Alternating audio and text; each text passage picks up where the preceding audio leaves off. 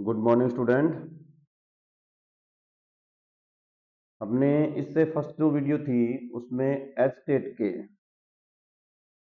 के जो पहले आए हुए एग्जाम में क्वेश्चन थे प्रयागिता के, वो सारे क्वेश्चन अपने कर चुके हैं। उनके कंसेप्ट भी आपको बता दिए गए हैं। इसमें ध्यान रखना कि इसकी एक अलग से प्लेलिस्ट बनाई गई है जिसमें सिर्फ और सिर्फ एच टेट में आए हुए क्वेश्चनों पर भी चर्चा की जाएगी। और अपने नेक्स्ट जो क्वेश्चन चले हैं वो अपने बहुलक और माध्यिका, माध्य, समांतर माध्य, इन पे चर्चा की जाएगी। कैसे ज्ञात किया जाता है, क्या होता है, ये स्पेशल ध्यान रखना भाई कि एच टेट के जो पुराने क्वेश्चन हैं उनसे अपने को ये तो पता चल रहा है कि एग्जाम किस प्रकार से आ रहा है, किस प्रकार से आप एग्जाम में 30 क्वेश्चनों में से 25 क्वेश्चन कर सकते हो आराम से। ये ही आपको सोच के वीडियो को लेकर के आप देखो। अब अपने बात करते हैं बहुलक, माध्य, माध्यिका, ये जो क्वेश्चन आए हुए हैं इनके ऊपर। अभी पहले तो इस क्वेश्चन को देखो क्या दे रखा है। क्वेश्चन दिया हुआ है कि दिए हुए आंकड़ों, अब देखो आंकड़े दे रखे हैं, इसके बाद में ये आंकड़े पढ़ लेना, मध्य, बहुलक और माध्यिका दे रखी है। अब देखो आंकड़ों से मध्य, बहुलक और माध्यिका कैसे निकाली जाती है, पहले तो इस बात को देखो। देखो क्या दे रखा है इसने, आंकड़े। ऐसे समझ में ना आए तो समझ लेना सिर्फ संख्या, संख्या दे रखी है। सिर्फ संख्या दे रखी हो तब अपने को माध्य ज्ञात करना हो।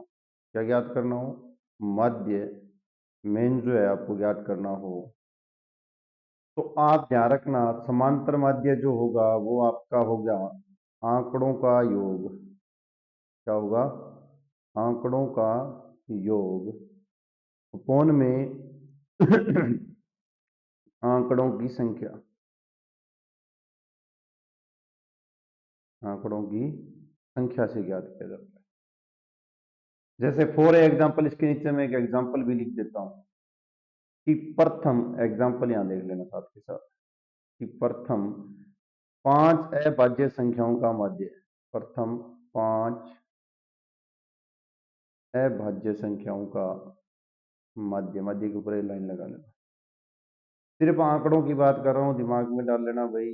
तो आप क्या करोगे, उन 5 अभाज्य संख्याओं को जोड़ दो। हम कहीं कहेंगे सर जी हमें तो 5 अभाज्य संख्या भी नहीं पता, तो इसी के अंदर आपके एक प्ले लिस्ट और बनी हुई है जिसके अंदर इसके बारे में सब कुछ बताया गया है भाई। अब जो एच टेट की कर रहे हैं वो तो देखने मत जाना, कोई मतलब नहीं है, समय कम होता है, यहीं से ही अपने चला लो काम।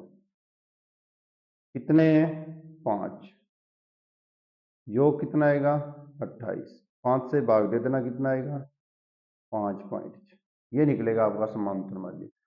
अर्थात जितने अंक हैं उनको जोड़ो और कितनी अंक आपने जोड़े हैं उनका भाग दे दो, ये आपका नॉर्मल समांतर माध्य है। यदि आपका इसके बाद में वैसे तो बारंबारता के अकॉर्डिंग अलग आता है, जैसे आपके पास 7 प्रकार की बारंबारता दी हुई है, लेकिन एक बार जो क्वेश्चन जहां आएगा उसी हिसाब से करेंगे। देखो अब देखो माध्यिका, माध्यिका जो होती है वो आपकी होती है बड़े एम से लिखते हैं। माध्यिका में ध्यान रखना आंकड़ों को सर्वप्रथम क्या करना है, जो दिए हुए आंकड़े हैं उनको क्या करना है, आरोही क्रम और अवरोही क्रम में लिखना है। या तो आप उनको लिख लो आरोही क्रम में सर्वप्रथम, आरोही क्रम होता क्या है, छोटे से छोटे से छोटे से बड़े की तरफ, सबसे छोटी संख्या पहले आएगी तो उसके बाद में बड़ी संख्या बाद में आएगी। मैंने मेरी तरफ से 2 और 100 लिख दिए, ऐसे व्यवस्थित करना है। चाहे आप इसे आरोही आरोही में कर दो तो ये होता है, चाहे आप इसे अवरोही में कर दो। अवरोही को हो गया पहले बड़ी संख्या बाद में छोटी संख्या, ठीक है। टी की मात्रा ऐसे आएगी कि छोटी पे, चलो मैथमेटिक्स की राइटिंग पता ही है सबको। पहले छोटी संख्या फिर बड़ी संख्या, पहले बड़ी संख्या पहले छोटी संख्या, आप ऐसे जैसे मर्जी इनको लिख सकते हो। उसके बाद जो मध्य के पद होंगे ना, जो आपके क्या होंगे, मध्य के पद होंगे, जो आपके मध्य के पद होंगे, वही हमारी क्या होगी, हमारी क्या होगी, माध्यिका होगी, ध्यान रखना।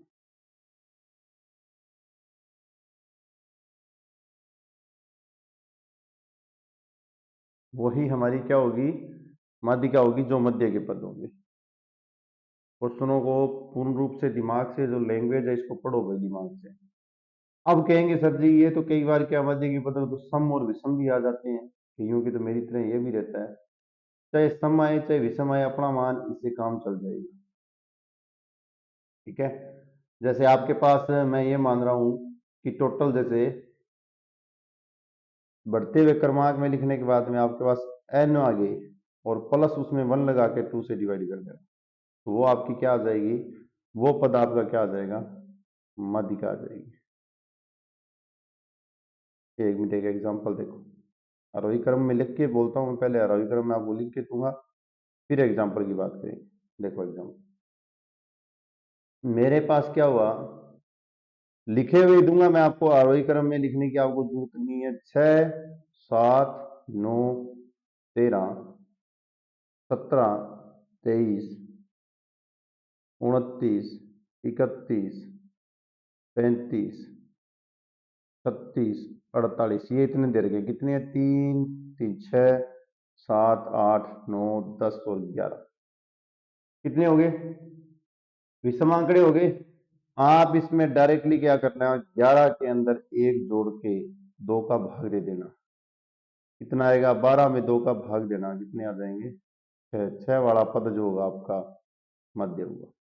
3 ये दे दो, 3 ये छोड़ दो, 23 जो आपका क्या होगा, माध्यिका होगी। अब एक बात और यहां सुनो, समझने, यही समझने वाली बात है, अपने जितना आगे जाएंगे ना उसका कोई महत्व नहीं है। देखो अभी ये मेरे पास आ जाता कि सर आपने ये दिए हैं 11 पद, इसकी जगह 10 पद होते, मैं एक यहां से मिटा रहा हूं, इसी क्वेश्चन को करवा दिया, दोबारा आगे नेक्स्ट क्वेश्चन यही करवा रहा हूं, समझना यहीं से है, समझ के ही चलो। एक पद मैंने मिटा दिया, अब आपके पास पद कितने हैं, 10, तो आप 10 में एक जोड़ोगे, 2 का भाग दोगे, 5.5 आएगा, मानते हो। इसका मतलब क्या हो गया, इसका मतलब हो गया पांचवा पद, देखो कौन सा है, 3, 4, 5, पांचवा पद और छठे पद का जोड़ करके 2 से भाग दे देना, अर्थात पांचवें पद का, जैसे यार जरूरी नहीं है ये पांचवा आया है, हो सकता है 8वां 10वां जो मर्जी पद आए, पांचवा पद, क्योंकि 5 तक तो जाना ही जाना है, पांचवा पद छठे पद का क्या करो, जोड़ करके 2 से भाग दे दो, क्या आएगा, 17 का 23 में जोड़ करो और 2 से भाग दे दो, तो ये कितना हो गया आपके पास, 2, 3 और 4, 40, 40 में 2 का भाग दोगे तो 20, इसका फिर माध्य कितना आएगा, 20। अब एक बात दिमाग से यहां आओ, यहां सुनो, यहां सुनने वाली है, आरोही क्रम अवरोही क्रम तक तो सब ओके है, ये तो आपको करना ही करना है। इसके ऊपर एक लाइन लिख लेना, यदि सम हो, संख्याएं क्या हो, सम हो, तब तो आप n जो करोगे, n+1 जो करोगे, पद निकलने के बाद में आप जो पद निकलेगा उस पद में क्या करोगे, जैसे मेरे पास कोई भी पद मिल जाए, उन दोनों पदों को, मेरे पास जो पद निकलेगा वो ध्यान रखना पॉइंट में मिलेगा, उससे उस पद को और उससे आगे वाले पद को, दोनों को जोड़ोगे और 2 का भाग दे दोगे, अर्थात इससे जो मान आएगा, रिजल्ट मिलेगा, उससे पहले वाला पद उससे बाद वाला पद दोनों को जोड़ो, 2 से भाग दे दो, वो तो आपकी क्या आ जाएगी, सम पद के लिए माध्यिका आ जाएगी। यदि पद आ जाए विषम, तब आप क्या करोगे, तब आप करोगे सिर्फ n+1/2, जो होगा वो इसका आंसर होगा। ये कहानी बोल रहा है माध्यिका के अंदर। एग्जाम्पल मैंने दे दिए, यदि एग्जाम्पल से समझ में आ रहा है तो सबसे बड़ी बात है कि सम पद के लिए तो पांचवा, जैसे 5.5 निकाला तो पांचवा और छठे पद का दोनों का योग करके 2 से भाग दे देना। सम पद में तो कंडीशन क्या आएगी कि जो आपका डिवाइडेशन आएगा वो पॉइंट में आएगा और विषम वाले में डायरेक्ट आंसर आ जाएगा। ये हो गया आपका मध्य माध्यिका अब रह गया बहुलक। बहुलक में सिर्फ एक छोटी सी लाइन है। बहुलक जो होगा ऐसे आंकड़ों का, वो आपका ध्यान रखना, ऐसे आंकड़ों का जो बहुलक होगा वो आप बिल्कुल अच्छे से ध्यान रखना कि सर्वाधिक जो होगा, सर्वाधिक जिसका मान होगा, जितनी बार ज्यादा आया होगा, ध्यान रखना सर्वाधिक जो होगा, सर्वाधिक बारंबार का लिख देता हूं ना, सर्वाधिक बारंबारता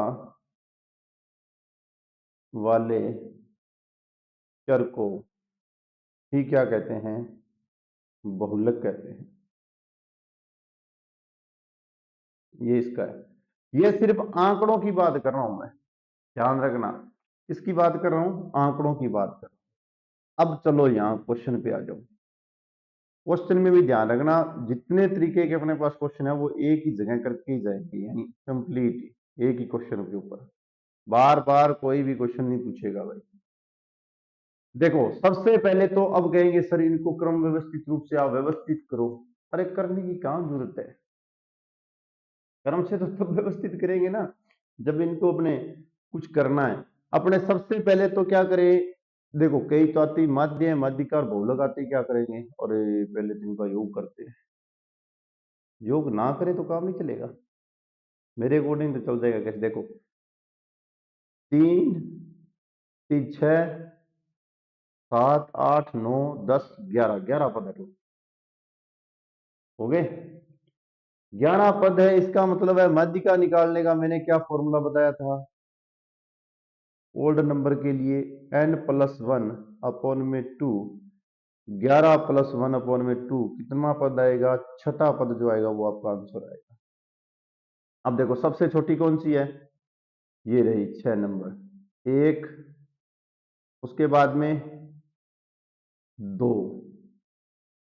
उसके बाद में 2, उसके बाद में ये ध्यान रखना 10 दो बार आया हुआ है, दोनों को जोड़ना है, 2 और 2 कितने हो गए, 4। उसके बाद में कौन है, 15 जो है, देखो 4 5, 15 को फिर 6, फिर भी 15 7।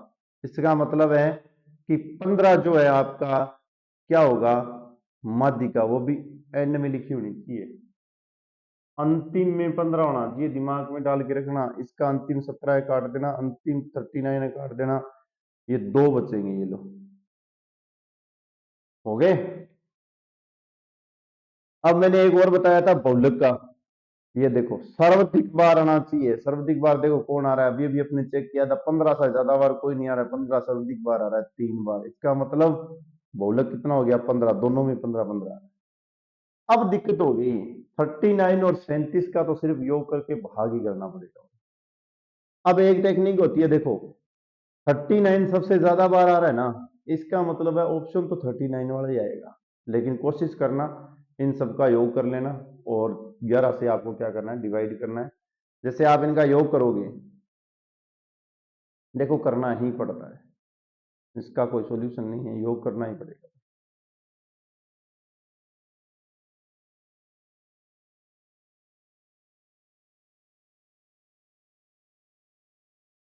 आप जोड़ोगे पहले, मध्य निकालना है आपको, ठीक है, 6 15 50 और 120, फिर 80, जैसे लिखे हैं वैसे वैसे लिख रहा हूं, फिर 100, फिर 15, फिर आप 10 लिखोगे। आपको ऐसे टाइम नहीं वेस्ट करना, जैसे जहां लिखे हैं वहीं के वहीं उन्हें जोड़ देना, उनका जोड़ करना और 11 से भाग दे देना, उनका जोड़ आएगा आपके पास 429, 11 से डिवाइड करोगे तो 329 आंसर आ जाएगा, ये 11 है भैया, ये आपके क्या आ जाएंगे, माध्य आ जाएगा ये लो, कौन सा ऑप्शन, ऑप्शन नंबर सी। अब एक और इसके साथ क्वेश्चन, एक ऐसे क्वेश्चन तो आते ही आते हैं, एक तरीके के क्वेश्चन और भी मिलते हैं इसमें। देखो वो क्या होते हैं, आपको क्या दिया जाएगा, इसी के नीचे थोड़ा सा बता देता हूं, आपको जो क्वेश्चन होगा उसमें मध्य समांतर मध्य आपको दिया हुआ मिलेगा, और बीच में से कोई एक नंबर आपको मिस कर देगा कि अब आप उस नंबर को बताओ। देखते हैं अपने पास ऐसे क्वेश्चन नीचे हो भी सकता है, कौन सा क्वेश्चन है। एक बार तो निम्न में से माध्यिका बताने वाला दिया हुआ है डायरेक्टली। तो माध्यिका क्या होती है, पहले तो इनको गिन लो, 3 3 6 9 10 और 11, 11 मतलब 11 प्लस 1/2, फॉर्मूला क्या बताया था, n+1/2। छठा पद क्या होगा, इसका आंसर होगा। अब छठा पद देखो कैसे, पहले 1 हो गया ये, उसके बाद में 3 सबसे छोटा है, 2, उसके बाद में ये रहा 5, 3, उसके बाद में ये रहा 6, 4, उसके बाद में ये रहा 7, 5 और 6, ये रहा 8। आंसर कौन सा है, ए। भी एक बार तो जो नॉर्मल क्वेश्चन एक मिनट देखते हैं, कोई आगे क्वेश्चन आया हो, नहीं आया है तो फिर बताना तो है। यदि कोई क्वेश्चन आया है तो अपने एक बार पहले आए हुए जो क्वेश्चन है उनमें देख लेते हैं, नहीं मिला तो एक अलग बात है, ये सिंपल सी बात होगी, ठीक है। और बिल्कुल ही आसान सा क्वेश्चन है, मैं जो क्वेश्चन बता रहा हूं ना, उस क्वेश्चन का मतलब है कि आपके पास जो माध्यिका होगी ना, जैसे मैं ये क्वेश्चन आपको एक लिख देता हूँ बार बार, फिर क्या लिखेंगे। जैसे मैं आपको एक एग्जांपल बताता हूँ छोटा सा, मैंने लिख दिया कि 17 23, ये 23 लिखना था, 23 28 और 32, एक मैंने मिस कर दिया नंबर, इनका समांतर माध्य जो दिया हुआ है, माध्य जो दिया हुआ है वो मैं बोल देता हूं आपको, कितना आ रहा है, 28 आ रहा है। तो आपको ये संख्या ज्ञात करनी है भाई, इसमें ध्यान रखना, यहां 28 आ जाएगा, फॉर्मूला यही था, समांतर माध्य इक्वल, इनका योग आएगा यहाँ 17 28 23 32 का योग करोगे तो आपके पास आएगा पूरा 100, और प्लस में x जोड़ लेना, संख्या गिन लेना, 1 2 3 4 5 5।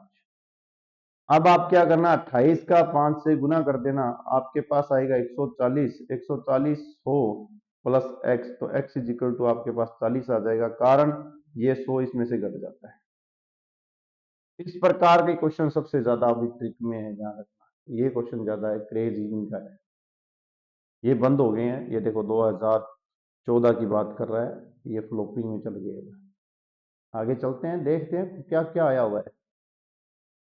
इससे पहले एक और चीज सीखो, मामूली विषम बटन वाली ये तो है ही है, एक सेकेंड पहले इसी को सीखो। देखो एक मैंने अभी अभी क्वेश्चन किया था जिसमें आपके पास माध्यिका जो आई थी वो 15 थी, और माध्य जो था वो 39 था। ऐसे ही लिख रहा हूं टाइम पास के लिए, ठीक है। बहुलक जो भाई साहब जी थे वो भी आपके पास 15 थे। ऐसी कुछ कहानी अपने पास अभी अभी करके आए हैं, कोई 2-4 मिनट की बात होगी, इससे पहले अपने इसी के ऊपर चर्चा करके आए थे। उसके बाद में एक जो फॉर्मूला है ना, जो बिल्कुल टेक्निक के अंदर है, जो बिल्कुल बोलते हैं ना, जो उदंड प्रतिवर्ती वाला है, उसको भी अपने करेंगे यहाँ,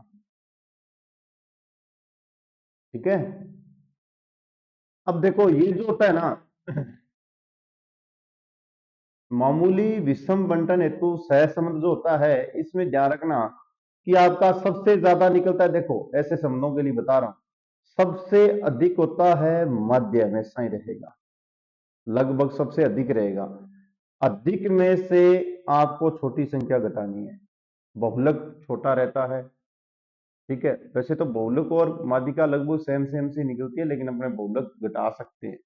माध्य में से बहुलक घटाओ, इक्वल करो, 3 का गुणा करो किसमें, माध्य और माध्यिका से, 3 का गुणा करो माध्य और माध्यिका से, आंसर बोल रहा है वो वही है। दोनों क्या है, विषम बंटन के लिए यदि अलग अलग कोई डिजिट है उसका सहसंबंध का फॉर्मूला ये याद करना है, ये याद ही करना है, ऐसा कुछ नहीं है। इसका थोड़ा सा और मैं लिख देता हूं, देखो समांतर माध्य, माध्य जो है यहां देखो थोड़ा सा, माध्य बहुलक भाई साहब जी, 3 का गुणा कर लेना, फिर माध्य अंदर कर दिया मैंने गुणा, और 3 क्या होगी आपकी माध्यिका, हो गई। इस माध्य में से तो इसको इस साइड लाओ, घटा दो, कितना बच जाएगा, 2 माध्य, 2 क्या बच जाएगा आपके पास, माध्य बच जाएगा। और ये जो 3 है ये आपका ऐसा ही ऐसा ही रहेगा, 3 माध्यिका जो है माध्यिका को बड़े एम से लिख देता हूं, ये लो, ठीक है। अब सामने क्या बच गया, यहाँ बहुलक भाई साहब जी बच गए। ये भी आपका एक फॉर्मूला है, अभी बना नहीं है, ध्यान रखना। इसमें यहाँ माइनस था, बहुलक में यहाँ ये माइनस रह गया है, लेकिन इस माइनस का भी अपने पास सॉल्यूशन है, दोनों तरफ माइनस माइनस लिख दो, मल्टीप्लाई कर दो, तो ये 3 माध्यिका माइनस 2 मध्य आ जाएगा। मध्य के ऊपर मैं लाइन लगा के एक्स लिख देता हूं। 3 माध्यिका माइनस क्या आ जाएगा, 2 मध्य। फॉर्मूला ये उसी से बना हुआ है जो आप हमेशा याद करते हो। अब कहेंगे सर जी हमारे पास तो कंपटीशन में ये फॉर्मूला आया हुआ है। हाँ जी, आपके पास आया हुआ है, वो लिखा होता है इस रूप में, कैसे, 3 माध्यिका बराबर बहुलक भाई साहब जी के साथ क्या करता है वो, प्लस करके 2 मध्य लिखता है। बात वही की वही आपसे पूछी थी इसने। ये हर जगह क्वेश्चन पूछा हुआ है, देखो इसको याद कर लेना भाई, ठीक है। 3 मध्य एम से बहुलक, और 2 के ऊपर जो सामने एक्स के ऊपर लाइन लगी हुई है, ये माध्यिका होती है। अंग्रेजी में आप याद करना चाहते हो तो मेन, मोड और मोडेन होते हैं, उनको भी कर सकते हो, ठीक है। अंग्रेजी वाला थोड़ा बहुत हिंदी को सागो कर लियो, उसका अंग्रेजी को मास्टर देखो सुना लग। ये कंसेप्ट वो का वही है। इस क्वेश्चन को मैंने इसीलिए लिखा था, ध्यान रखना, इसी के लिए लिखा था। ये जो रिलेशन है वो माध्य माइनस माध्यिका को घटा रहा है, इसमें से 15 को घटाएगा 4 और 2, 24 आ जाएंगे क्या, 24 ही आ जाएगा, ठीक है। और माध्य माइनस जो बहुलक है ये लगभग आपका बराबर रहेगा, ये कंडीशन बोल रहा है ये। दोबारा एक बार और सुनो, ऐसे क्वेश्चन जब भी आ जाए, जरूरी नहीं है कि मैंने ये इसलिए लिखा है कि ये अब क्रेज में है। देखो कोई भी ये नहीं लिखा ये एच टेट का एक या वो है, कुछ नहीं लिखा, ये अभी टेक्निक में है। आप ऐसे क्वेश्चनों को सोल्व करोगे जैसे मैंने इसे सोल्व किया, ऐसे जरूरी नहीं है कि ये इसी क्वेश्चन को बनाए, ऐसे इनको मल्टीप्लाई करके आप इस बहुलक के सापेक्ष लाओगे। जिंदगी में याद किसको रखना है, इसी माध्यिका को याद रखना है कि 3 माध्यिका बराबर बहुलक प्लस 2 माध्य होता है, ये बात याद रखनी है। इसी रूप में लेके आएगा, जरूरी नहीं है कि ये आपको ऐसे क्वेश्चन पूछे कि डायरेक्ट पूछ रहा था, इसमें बंद पहले से ही पूछता था, देखो क्या लिख देता था, ये 3 माध्यिका और माइनस 2 मध्य बराबर भाई साहब जी क्या है, बोलते थे बहुलक। इन्हीं को आगे पीछे करके पूछ, अब इसने इससे पूछना बंद कर दिया, ऐसे पूछ रहा है। याद यही रखना है आपको, और ध्यान रखना इसकी कटिंग वटिंग में क्या करना है, सिस्टम लगा के आंसर चेक कर लेना है। कारण पता चल गया ना, देखो कारण ये है, 15 15 39 मैंने अभी निकाले थे ना, इनको पुट करो, संतुष्ट नहीं करते, तो मैं यही बोल देता कि ऑप्शन से बाय ऑप्शन से कर लेना, याद रखने पड़ेंगे भाई, बाय ऑप्शन वाला कोई सिस्टम नहीं है। आगे चलो, ये माध्यिका बतानी है, 36 क्वेश्चन है, पूर्ण सेशन में है, 2011 की बात कर रहा है। ऐसे क्वेश्चन भी आते थे, जल्दी बताओ, 3 3 6 1 7, 7 हो गया, एक जुड़ गया 8, 8 में आपको क्या करना है भाई साहब जी, भाग देना है, किसका देना है जी, 2 का, n+1/2, 7+1/2, चौथा नंबर जो आएगा वो आपका क्या आएगा, आंसर आएगा, पहला 17, दूसरा 18, तीसरा 24, चौथा 25, कौन सा आंसर है, सी आंसर है। माध्यिका आ गई, क्या दिक्कत है। संख्या का बहुलक सबसे ज्यादा बार आया वो आपका बहुलक हुआ, देखो 5 7 9, कौन दिखाई क्या दे रहा है, मेरे को तो ये लग रहा है, देखो 7 2 1 2 3 बार आ रहा है, इससे ज्यादा तो आने की किसी की संभावना ही नहीं है, 2 7 आंसर है। बहुलक का मतलब क्या हो गया, आपके पास सबसे ज्यादा बार आना चाहिए, वो आपका बहुलक होगा, है ना। आसान आसान क्वेश्चन, तो सर जी लग तो रहे हैं, हमें भी ऐसे लग रहा है, लगेंगे भाई लगेंगे, नहीं लगेंगे तो लगवा देंगे, टेंशन मत लो। आए हुए हैं, देखो मैंने तो बनाए नहीं है, ये फिर एक फर्जीसा दे दिया, मादी का बताओ, ये स्टेट के साथ इसकी बनती नहीं है लगता है। क्या दिया हुआ है 3 और 2 5, तो क्या हो गया n+1/2, और अर्थात 5 में 1 जोड़ो कितने हो गए, छठा पद चेक कर लो। छठा नहीं, 2 से भाग देके तीसरा पद, छठा पद ही नहीं। तीसरा कौन है, पहला 10 रुपए है, दूसरा 18 रुपए है, तीसरा 21 रुपए है, आंसर 21 वाला है।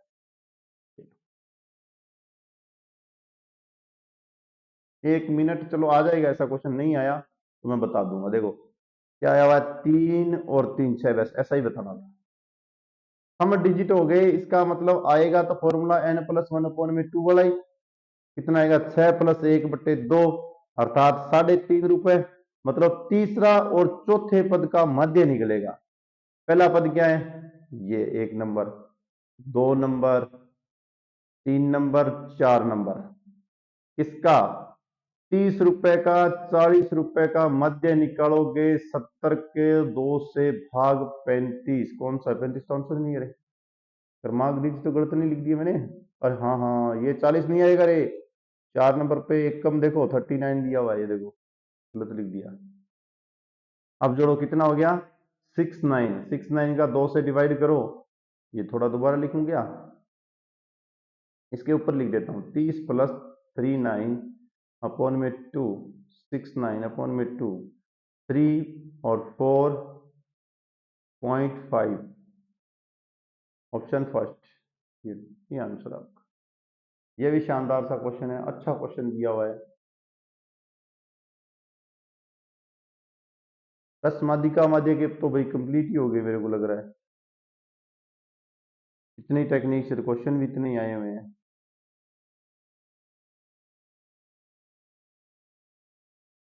तो आगे ही अपने पास निर्देशांक ज्यामिति के क्वेश्चन स्टार्ट हो गए। देखो क्या बोल रहा है, के किस मान के लिए बिंदु ए बी सी सहरेखीय है। सबसे पहले तो देखो इसकी समझो, निर्देशांक ज्यामिति में आपके पास ऐसे करके देखो, ये लाइन पे मत जाना, ये होती है आपके पास एक्स अक्ष, ये होती है एक्स डैश, ये होती है वाई, ये होता है वाई डैश, ये आपको पता होना चाहिए। ये सेंटर पॉइंट होता है, ये जो एक्स अक्ष बिना डैश वाली है ये आपकी धनात्मक रहती है, ये जो एक्स डैश है जो डैश वाली है ये आपकी ऋणात्मक रहेगी, ये जो वाई पार्ट है ये आपका धनात्मक रहेगा, ये डैश वाला आपका ऋणात्मक पार्ट रहेगा, ये आपको दिमाग में होना चाहिए। इसे बोलते हैं फर्स्ट कोऑर्डिनेट, ये आपका सेकंड, ये आपका थर्ड, ये आपका फोर्थ। कोऑर्डिनेट फर्स्ट, सेकंड और ये थर्ड, और ये आपका फोर हो गया, ठीक है। इसके बाद में आप ध्यान में रखना कि जो फर्स्ट कोऑर्डिनेट आएगा उसमें देखो, इसके देखो दोनों तरफ से गिराव किसका है, एक तो है प्लस का, फिर है प्लस का। कोऑर्डिनेट के अंदर जो आपके निर्देशांक आते हैं उन्हें लिखा जाता है एक्स का पहले, वाई का बाद में, ये भी दिमाग में रखना।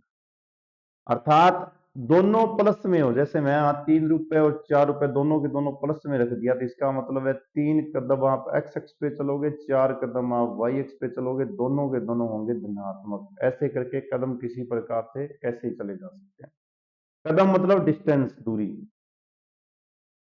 सेकंड कोऑर्डिनेट पे आओगे, ध्यान रखना आपका ऋणात्मक का और धनात्मक का घेराव है, इसका मतलब है आप 3 कदम तो माइनस में चलोगे, मैंने 3 और 4 एक थंबनेल ले लिया इनके लिए, 3 और 4 चलोगे आप धनात्मक, अर्थात 3 कदम तो आप इस तरफ चलोगे और 4 कदम आप इस तरफ चलोगे धनात्मक में, तो आपका मिलने वाला पॉइंट ऐसे आ जाएगा। थर्ड कोऑर्डिनेट में ध्यान रखना दोनों के दोनों नेगेटिव होते हैं, देखो कारण, एक्स एक्स का घिराव भी माइनस में है, वाई एक्स भी आपके माइनस में है, माइनस माइनस वाला पॉइंट आएगा यहाँ, ठीक है। माइनस का 3x आ जाएगा, माइनस का 4 आ जाएगा, ये जी माइनस का 3 और 4 ये आएगा, ध्यान रखना एक्स एक्स का मान ऐसे आता है, तो ये लाइन 3 की आएगी, ये लाइन 4 की आएगी, थोड़ा मिटा के लिख देता हूँ।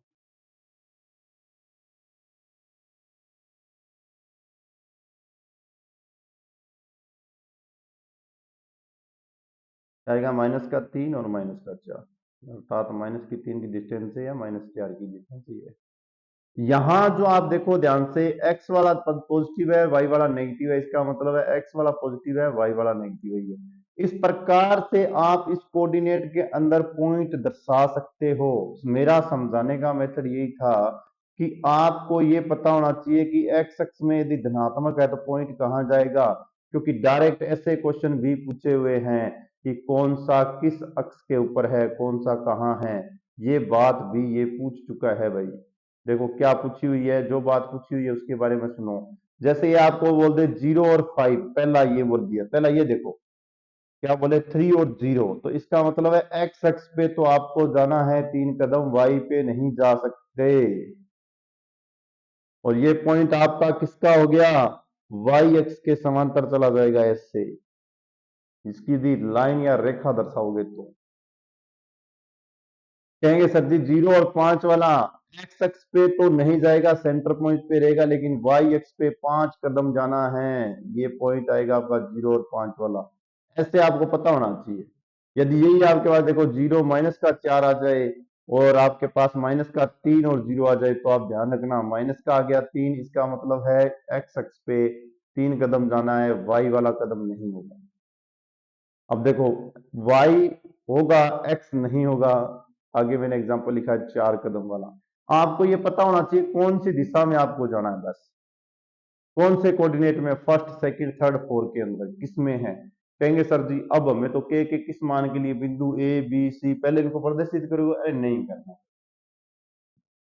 ऐसे काम नहीं करने, पर मैं आपको जो समझाने की कोशिश कर रहा हूं ना वो मेथड था, ऐसे काम आपको नहीं करने भाई।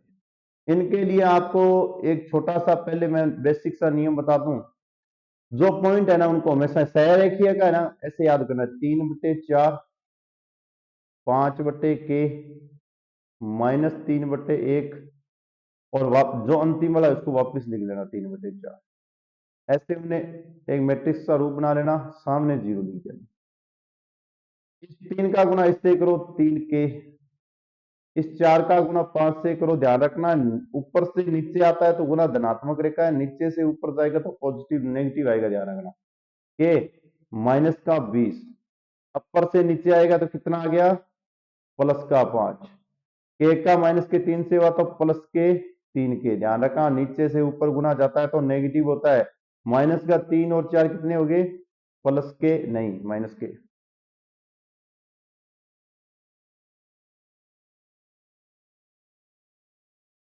-3 और 4 -12, ये एक 3 से मल्टीप्लाई होगा तो -3 इक्वल 0, जोड़ लो भाई, आंसर अपने आप दे देगा। -3 -3 देखो ये रहा 3, ये रहा, कितने हो गए 6 के, -20, और ये कितने हो गए 15, -के 15 और 20 कितने हो गए 35, -के और प्लस के कितने हैं 5 इक्वल 0, आंसर मिलना शुरू हो गया है भाई। 6 के -30 इक्वल 0 और के इज इक्वल टू आ जाएगा 30/6, आंसर आ जाएगा के का मान 5, के का 5 मान पे सहरेखी है भाई। अब इसका फॉर्मूला भी लिख लो। फॉर्मूला क्या होता है, x1 अपॉन में y1, x2 अपॉन में y2, x3 अपॉन में y3, जितने मर्जी चला लेना, कोई जरूरी नहीं है, पहला अंतिम में जरूर आएगा, ये दिमाग में रखना। ऐसे मैट्रिक्स बन जाएगी, इक्वल 0 आएगा, इनका ऊपर वाले का नीचे से मल्टीप्लाई करना है, ऐसे नीचे वाले का ऊपर से मल्टीप्लाई करना है तब नेगेटिव आएगा। जो मैंने ये विधि बताई है उसी हिसाब से देख लो।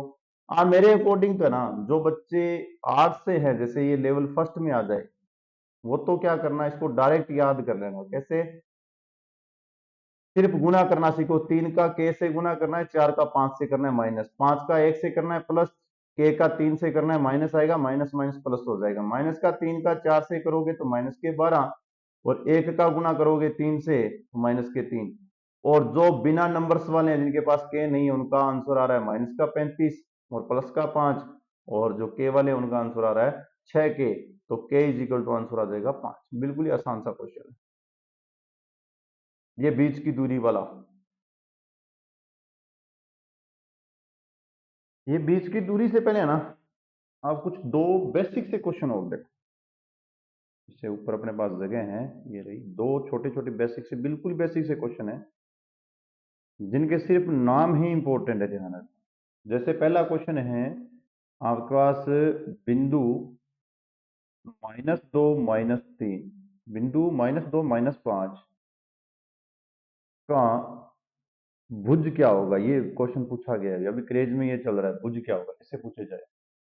तो देखो, यदि आपको भुज पूछा जाए -2 -5 का, तो आप कैसे बताओगे भाई? भुज इसका क्या होता है? जैसे देखो, भुज भाई साहब जी होते हैं -2, और कोटि भाई साहब जी होते हैं इसके इतने -5। आगे से याद रखना, अर्थात जो एक्स अक्ष का बिंदु है, एक्स अक्ष का बिंदु है, वो तो आपका होगा क्या? भुज। ठीक है। और जो आपका होगा वाई अक्ष का, वह क्या कहलाएगा? आपका कोटि। दोनों शब्द याद कर लेना, दोनों क्रेज के क्वेश्चन है भाई, अभी ताजे ताजे से मानो भी फ्रेशर है जमा बिल्कुल। अब आपसे एक और, इसी के साथ एक और क्वेश्चन पूछ लेता हूं मैं, लास्ट दो तो हो गए लेकिन एक दिमाग में आ गया, एक और पूछ लेता हूं। यदि आपके पास मैंने एक बिंदु दे रखा है -7 और -2, तो आपसे पूछूं कि वाई अक्ष से दूरी, क्योंकि दूरी वाला क्वेश्चन नीचे है इसलिए पूछ रहा हूं, वाई अक्ष से दूरी ये पूछूं, तो आप ध्यान रखना, वाई अक्ष से दूरी जो एक्स अक्ष का पॉइंट है वो होगा। वाई अक्ष से दूरी, वाई वाले को छोड़ देना, अर्थात आंसर क्या आएगा? 7 इकाई। 7 इकाई का मतलब है, ध्यान रखना, दूरी हमेशा ही किस में ली जाती है? धनात्मक में ली जाती है। और यदि यहां मैं y की जगह पूछ लेता x अक्ष से दूरी, तो आप क्या आंसर देते? 2 आंसर देते, और वो भी धनात्मक। बस इसी के साथ मेरे को लग रहा है कि यहां से जो नॉर्मल 1 से 5वीं तक का जो एग्जाम है ना, उसमें एक क्वेश्चन तो मिल ही जाएगा, कोई भी एग्जाम। अब देखो यहां क्या बोल रहे हैं, बिंदु -5 7 -1 और 3 के बीच की दूरी, मध्य बिंदुओं के बीच की दूरी निकालना। क्वेश्चन बहुत शानदार है भाई। अब कई तो कहेंगे सर जी, मध्य बिंदु की दूरी का तो फॉर्मूला नॉर्मल सा होता है, आप उस फॉर्मूले से कर दो, हमें उससे आंसर आ जाएगा, क्या दिक्कत है? देखो पहले तो यहां एक सीख लो छोटी सी बात, दो बिंदुओं दो बिंदुओं के बीच की दूरी निकालने का फॉर्मूला जो होता है, याद रख लेना भाई आगे से, अंडर रूट, दूरी को लिखते हैं वैसे तो पी क्यू, किताबों में ये लिखा हुआ है, x2 - x1 की स्क्वायर प्लस y2 - y1 की स्क्वायर, ये होता है दो बिंदुओं के बीच की दूरी का। अर्थात यदि आप ये जो आपके ऊपर क्वेश्चन दिया है उसमें मानोगे, तो आपके पास -5 और 7 ये दे रखा है, दूसरा दे रखा है आपके पास माइनस का 1 और 3, माइनस का 1 और 3 ये दे रखा है। ये जो है वो x1 है, ये आपका x2 है, ये आपका y1 है, ये आपका y2 है, इन दोनों को सोल्व कर लो। क्या आएगा? लाइन लगाओ, x2 - x1, माइनस का 1, माइनस माइनस पहले से हो जाएंगे, प्लस के 5, ये दिमाग लगा लेना यहां, प्लस y2 3, -7 सिर्फ, क्योंकि पहले से ही धनात्मक है, और ऋणात्मक जो है वो का वही रहेगा। ये आ गया 4 4 की स्क्वायर 16, ये आ गया आपके पास कितना? फिर 4 4 की स्क्वायर कितना आ गया? 16, ऊपर रखिए रूट, 16 × 16 कितने थे? 32, 32 पे अनरूट लग जाता है, आंसर कौन सा आएगा? अब कई कहेंगे सर जी 32 का तो कैसे करोगे फैक्टर? फैक्टर आराम से हो जाते हैं, कुछ करने की जरूरत नहीं है। आप ऐसे लिखो, 2 गुना 2 गुना 2 गुना 2, देखो कितने हो गए? 4, 4 चौका 16, 16 दूना 32, ऊपर लगे रूट, जोड़े बाहर निकालो, दो जोड़े, दो जोड़े, और एक ये, अर्थात एक तो 2 बार आएगा इसका, एक 2 बार आएगा इसका, रूट से अंदर, अनरूट के अंदर 2 बच जाएगा, आंसर आएगा आपका कितना? 4 √2। कौन सा आंसर है देखो ये। अब ये तो बिल्कुल ही क्रेज वाला है, यदि आपके पास आ जाए जो नई टेक्निक का क्वेश्चन चल रहा है, वो क्या, दो बिंदुओं के बीच की दूरी वाली बात तो वही बोलेगा, बीच की दूरी सब तो वही बोलेगा, लेकिन आपको बोल दे मूल बिंदु से, किससे? मूल बिंदु से 7 और 3 की दूरी बताओ, ऐसा कोई क्वेश्चन मैंने पॉइंट दे दिए 7 और 3, इसकी दूरी बताओ, तो ध्यान रखना मूल बिंदु का मतलब है एक पॉइंट डायरेक्टली 0 0 होता है। तो डायरेक्ट याद रखना, जैसे ही आप पी क्यू का मान निकालोगे तो ऑन रूट लिखोगे तो 7 की स्क्वायर तो 749 था, इसमें से 0 घटा लेना, कोई मतलब नहीं है। 3 की स्क्वायर 3 या 9, इनको जोड़ के आंसर निकाल देना, कितना आ जाएगा, अन रूट का 56 आ जाएगा, है 58, 9 दूनी 18 होते हैं ना, ये आंसर आ जाएगा। ऐसे क्वेश्चन भी अच्छे हैं भाई पेज में, ये मूल बिंदु बड़ा ध्यान रखना। अभी आगे क्वेश्चन पे चलते हैं।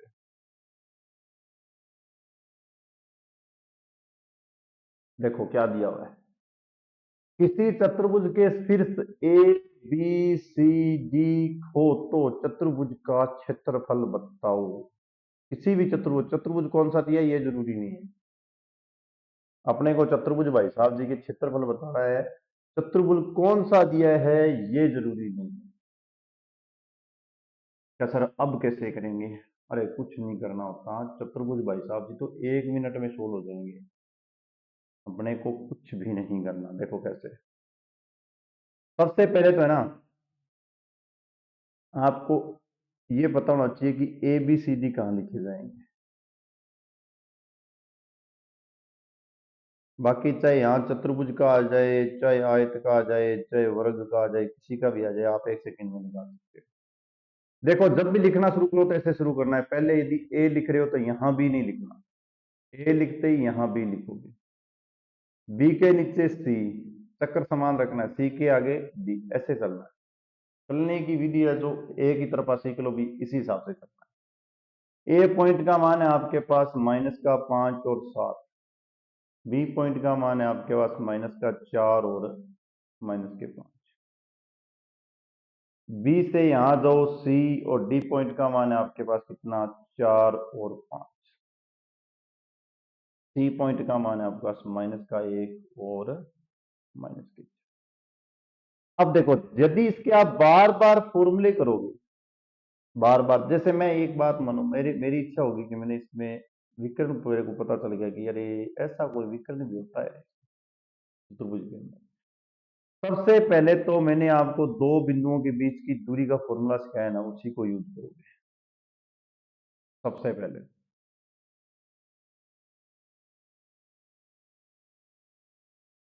तो दूरी फॉर्मूले से करेंगे ना तो अपने एक प्रॉब्लम हो सकती है, अपने को एक और फॉर्मूला सीखना पड़ेगा, और फॉर्मूला अपने कर नहीं सकते, दूरी फॉर्मूले को हटा दो,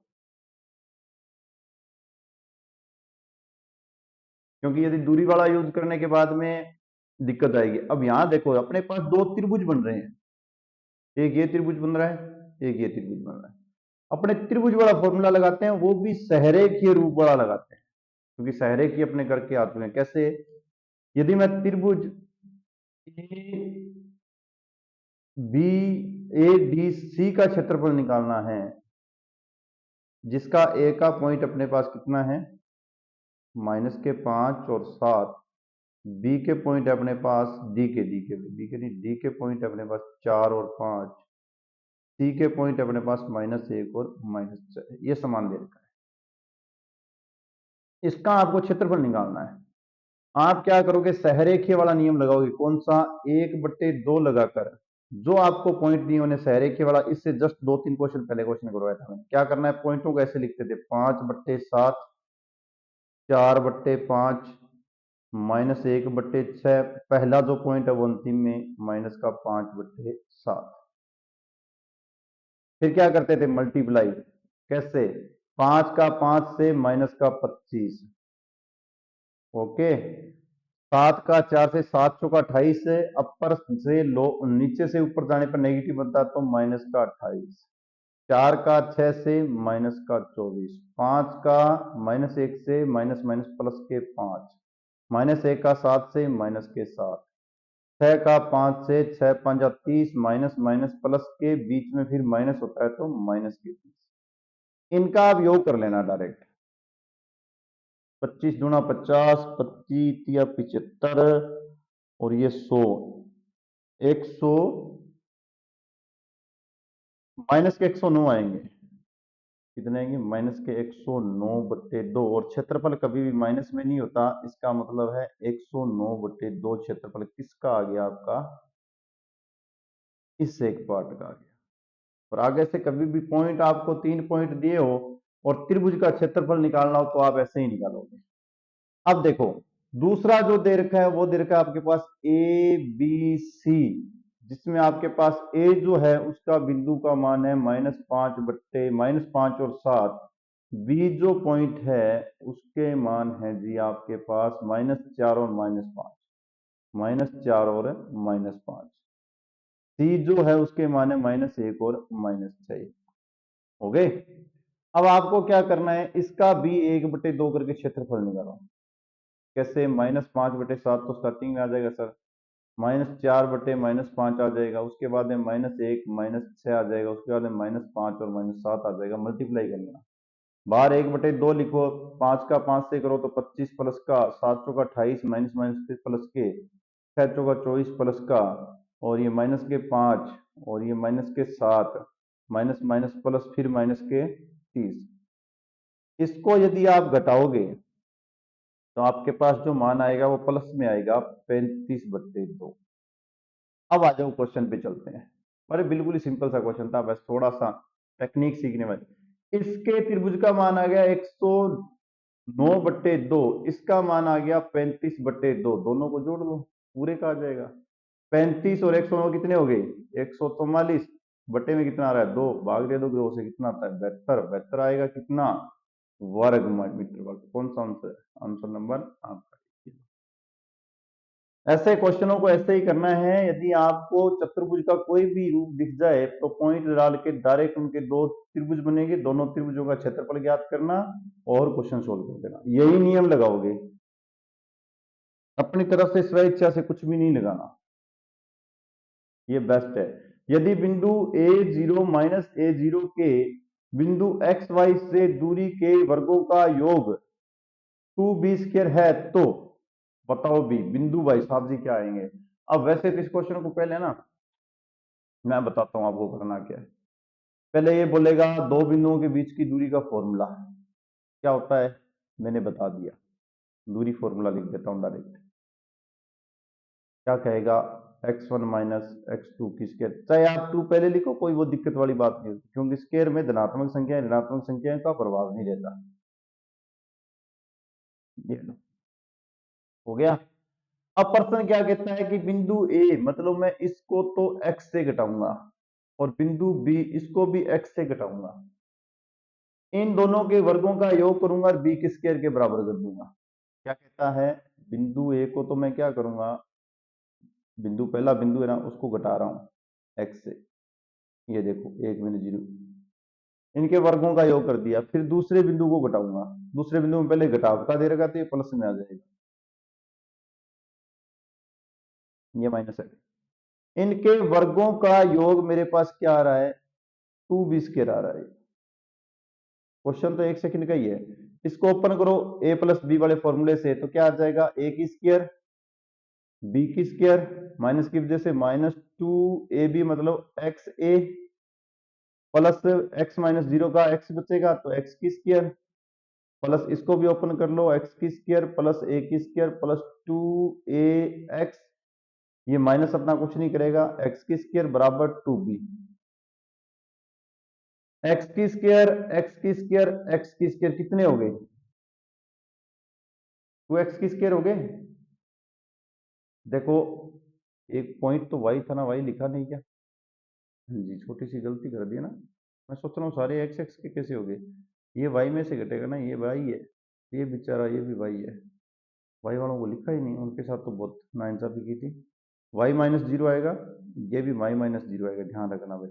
क्योंकि ये देखो यहाँ पहला पद y होता है, दूसरे में y लिखा नहीं, गलती से छोड़ दिया। कोई दिक्कत नहीं, मिस्टेक हो जाती है भाई। यहाँ y लिख देना, यहाँ भी y लिख देना। y की स्क्वायर y की स्क्वायर क्या आ जाएगा? 2x की स्क्वायर प्लस 2y की स्क्वायर। ये तो नॉर्मल सी बात है, ये देखो। फिर क्या बोल रहा है? प्लस b की स्क्वायर प्लस a की स्क्वायर -2xa और प्लस 2ax इक्वल 2b²। ये दोनों भी कट हो जाएंगे। अब जो बच रहा है उसको तो कोई हिला सकता है क्या? पहले ये बताओ, जो आपके पास बचा हुआ है उस मान को कोई हिला सकता है? उस मान को कोई नहीं हिला सकता, ध्यान रखना। 1 मिनट कलर चेंज करके कुछ मैंने छोटा सी लाइन में, ये ए है भी ऊपर देखो,